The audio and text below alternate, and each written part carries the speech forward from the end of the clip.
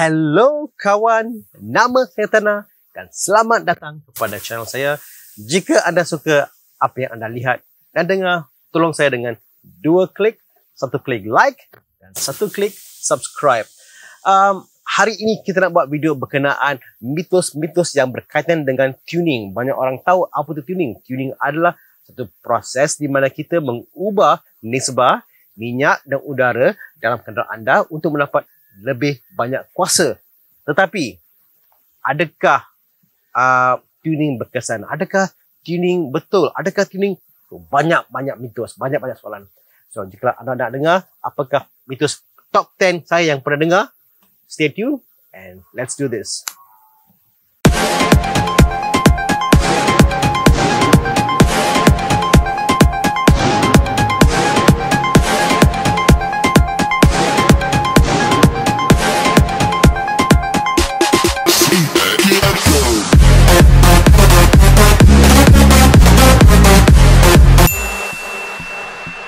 Nombor 10.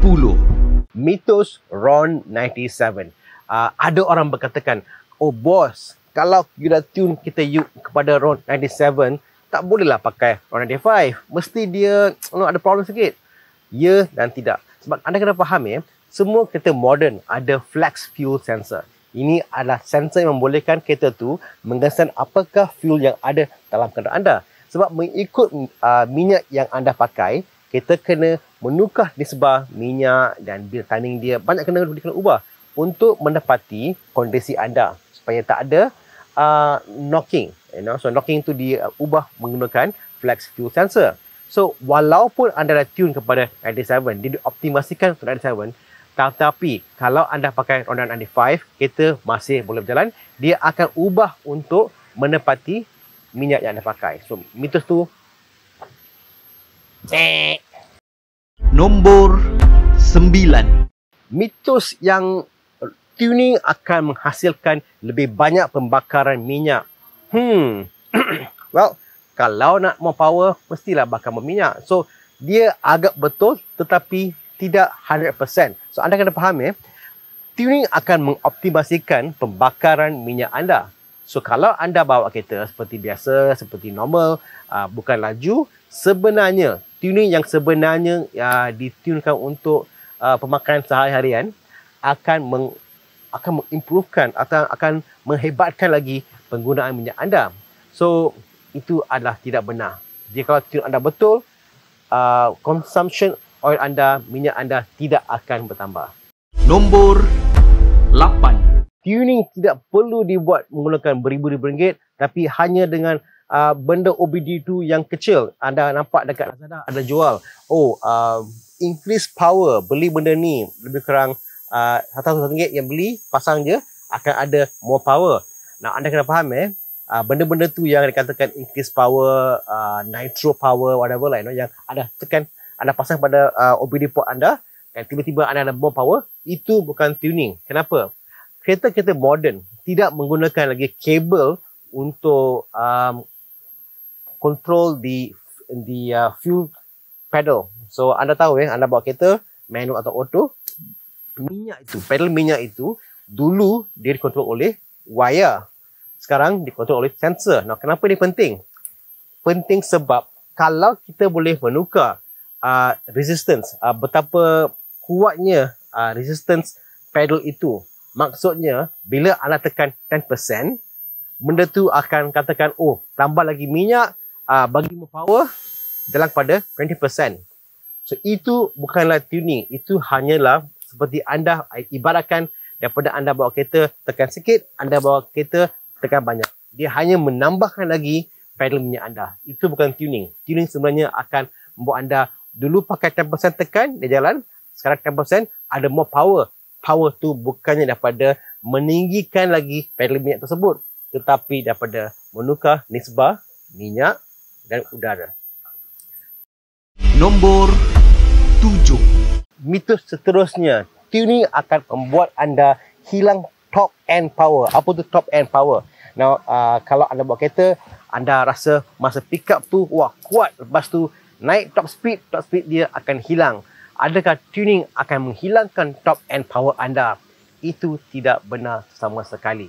Anda kena faham kalau apa dia buat cuma adalah untuk membuat kereta anda lebih responsif untuk throttle pedal, betul, sebab dia akan cepat tekan minyak, dapat power, lepas tu tak ada lagi power sebab dia hanya menukar kadar pedal minyak anda. Tuning yang sebenarnya akan meninggikan kuasa horsepower kereta anda. With more horsepower, maksudnya anda akan ada more top speed and also better response daripada low end. So maksudnya, nampak tak dulu ada power curve chart tu? Dia kata ada chart tu, dia kata oh ni power saya, oh sini power dia dari sini dia pergi atas lagi tu. Dah ada kalanya power tu dia begini. So semua power curve tu menunjukkan bagaimana kuasa kereta anda dikeluarkan. So apa yang dibuat oleh tuners adalah meninggikan kuasa anda dari semua range. Tuning yang sebetulnya anda akan lihat bahawa power anda akan ditinggikan dalam semua range, daripada yang paling rendah kepada yang paling tinggi. So top end power akan ada, padahal ada satu bonus di sana. Biasanya bila buat tuning tu, dia akan membuka limiter anda. Apakah itu limiter? Limiter itu adalah limiter tu adalah satu limiter adalah limit yang diset oleh pembuat kereta supaya itulah tahap maksimum anda boleh bawa kereta. So bila buat tuning tu, dia akan membuka limit itu dan anda boleh bawa kereta secepat hardware tu yang boleh support. Nombor 6. Tuning akan membinasakan catalytic converter. Susah ni. Okay. Now, apakah itu catalytic converter? Dia adalah satu device yang ada dalam sistem exhaust anda. Apa fungsi dia adalah untuk mengurangkan pencemaran kepada udara. Anda kena faham catalytic converter hanya ada tempoh hayat lebih kurang 100,000 km. Lepas itu dia akan kurang efisien dan dia akan pecah. Dan banyak orang buat tuning ni, dia tuning lepas 5 tahun warranty habis. Lepas itu dah sampai 100,000 km. So dia buat tuning tu, dia kata alamak buat tuning, lepas tu dia tengok dia rosak, ni rosak. Benda rosak tu memang akan rosak sebab kita ada lama. So wear and tear yang berlaku tu adalah normal wear and tear pada kenderaan anda. Jangan kaitkan wear and tear yang pada kereta anda kepada tuning. So itu adalah dua benda lain. Tetapi on the matter, catalytic converters after 5 years, lepas 5 tahun, biasanya anda kena tukar. Video hari ini ditaja oleh Full Throttle. Full Throttle adalah syarikat tuning yang menawarkan DNA tuning dari United Kingdom. Jika anda inginkan tuning yang selamat dan mantap, hubungi mereka di nombor dalam ruangan komen di bawah. Jom kita balik kepada video hari ini. Nombor 5. Ini mitos yang agak panas. Tuning hanya adalah untuk orang putih. Maksud saya ialah tuning hanya untuk negara-negara yang lebih sejuk seperti Eropah dan Japan. Di Malaysia, di negara yang panas, tuning untuk kereta turbo tidak bersesuaian sebab panas kan, panas, and kita buat kereta tu, kita tuning and kereta tu mungkin rosak sebab panas. Anda kena faham kereta ada sistem-sistem penyejukan yang boleh sejukkan kereta anda untuk menepati suhu optimal untuk kereta anda berjalan. So tak kisah walaupun dia panas, sejuk kat luar, kereta boleh mengawal suhu untuk suhu yang optimal untuk kereta tu berjalan. So it's wrong guys. Nombor 4. Tuning tidak kekal. Maksudnya apabila anda buat tuning itu hanya berfungsi untuk seketika masa saja dan lepas tu dia akan hilang. Itu tidak benar sama sekali. Sebab tuning apa yang berlaku ialah ia diprogramkan kepada ECU permanently. Kod tu takkan hilang. Dia akan permanently stay dalam kenderaan anda. Walaupun kereta anda dah tuning 5 tahun, 8 tahun, tuning adalah kekal, tidak akan hilang. Nombor 3. Ini satu mitos yang agak hebat. Dia kata, Tanang, kalau tuning saya tu untuk satu Golf GTI and I ada Passat. So dua kereta tu kereta berlainan tetapi enjin sama. Adakah tuning itu sama? Tidak. Tak boleh. So jikalau ada tuner yang cakap I boleh buat tuning untuk you yang samalah walaupun pakai GTI, pakai Passat sampai enjin, tuning akan sama. ada masalah. Sebab anda faham semua kereta ada ciri-ciri lain. Ciri-ciri yang datangkan dengan, misalnya kereta I belakang tu adalah Audi A6.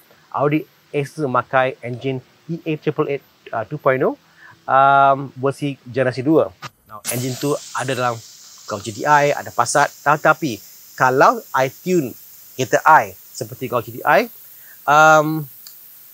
dia punya drivability, bagaimana anda mandu kereta tu, tak akan rasa shock. Sebab rasa macam, alamak, kenapa dia macam masa low end tu dia tarik sikit, lepas tu high end tu dia kurang sikit. So anda kena faham semua kenderaan mempunyai DNA, mempunyai satu ciri-ciri kita tu juga, tak boleh kita nak hilangkan. Kalau kita cuba hilangkan intipati kita tu tidak akan rasa smooth, takkan rasa nice to drive. So biasa kita buat tuning tu, kita akan tuning kereta supaya kalau ciri kereta itu adalah untuk tempakan power dia more smooth, kita akan bawa more smooth cuma pada kadar yang lebih tinggi. Kalau kereta tu macam GTI and power dia more instant, tiba-tiba dia naik dan dia akan mendatar, kita akan buat same line cuma pada kadar yang lebih tinggi. So tuning yang betul, apa dia akan buat ialah cuba mengekalkan apakah intipati kereta tu dan memberi anda satu drive yang anda rasa, wah, kereta ni macam sama seperti kereta lama, cuma more power in all the rev ranges. Maksudnya pada 1000 RPM, 2000 RPM, 3000 RPM. Setiap RPM tu anda akan rasa power dia sama feel tapi more power. Itulah tuning yang betul. Nombor 2. Seterusnya, tuning akan meningkatkan lagi wear and tear kepada kereta anda. Maksudnya kalau anda pakai tuning, kereta tu akan lusuh lebih cepat. Now, kalau dah tuning, kereta tu akan lebih pantas, akan lebih shock, nampak tak tu? Saya buat tu. WASH, nombor plate dekat Alphard tu. So anyway, mitos ni adalah katakan kalau anda tune kereta anda akan lebih cepat lusuh. Ini tidak benar. Biasanya kereta tu dah berumur, dah 5 tahun, 3 tahun, whatever. It's used car. Dan bila tuning tu, kereta nampak shock pula. Anda pula tekan lagi banyak. Bila tekan lagi banyak, of course lah dia akan cepat wear and tear, So wear and tear ni bukan daripada tuning. Wear and tear ni sebab anda shock gila dah tuning, dan anda akan pakai kereta banyak lagi, anda akan push the car more, anda akan drive the car faster. So bila kita bawa kereta lebih cepat, lebih mantap, of course benda wear and tear akan bertambah. Tetapi dia bukan daripada tuning, dia daripada pemanduan anda.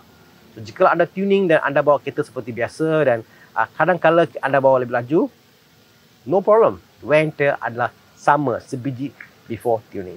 Nombor 1.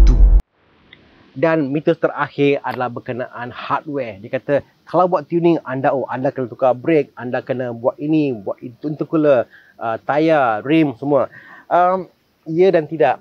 Anda kena faham itu adalah option anda. Anda boleh anda mungkin want more performance, anda boleh tukar.